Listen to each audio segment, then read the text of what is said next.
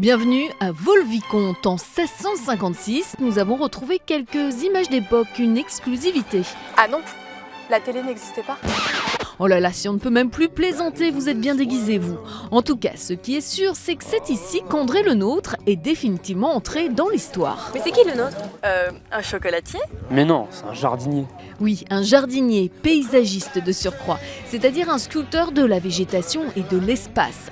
En clair, André Le Nôtre, c'est le spécialiste de la géométrie et donc des jardins à la française. On entend souvent « Oh bah regardez, c'est un jardin à la française, c'est un jardin tout symétrique, on va manger une glace ».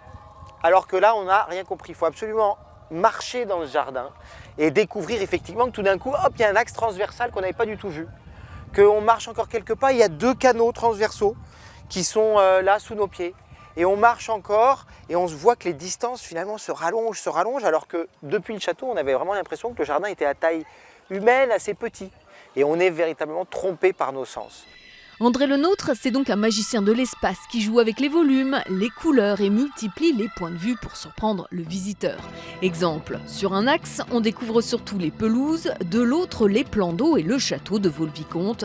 La première réalisation entièrement pensée par Le Nôtre de A à Z. C'est-à-dire que tous les jardins dans lesquels il a travaillé étaient déjà des jardins constitués qu'il a réaménagés, redessinés. Ici, il a une terre vierge de 500 hectares, il a un commanditaire qui a de l'argent, et il a toute liberté de faire ce qu'il veut. Donc il synthétise véritablement l'art des jardins au XVIIe siècle, ici à Vaux, où il écrit finalement la grammaire du jardin à la française, qui sera ensuite déclinée dans tous les palaces européens.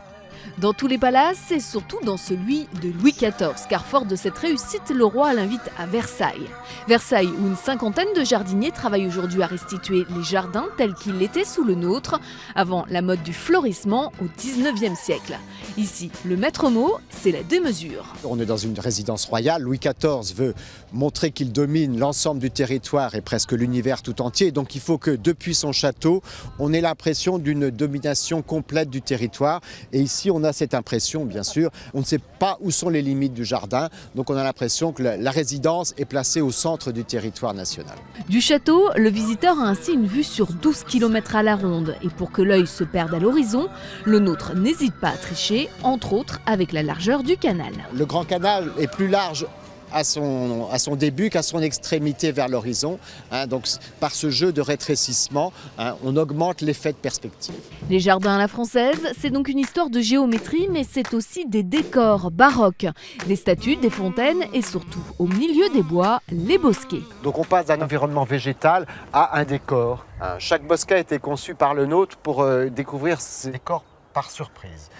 Dans la géométrie primaire du jardin, quand on se promène, on ne soupçonne pas une entrée de bosquet et c'est quand on entend le bruit de l'eau, qu'on entendait les musiciens, qu'on prenait un cheminement biais, caché, pour ensuite découvrir ces intérieurs.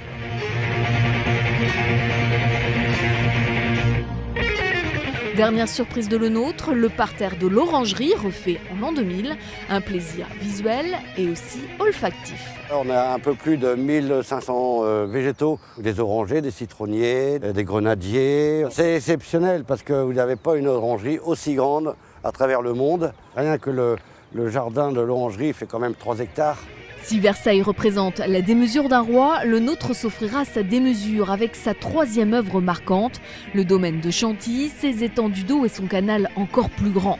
On murmure même que Le Nôtre avait une préférence pour cette réalisation. De là à dire que Chantilly serait la crème de la crème du jardin à la française, on est à 2 doigts.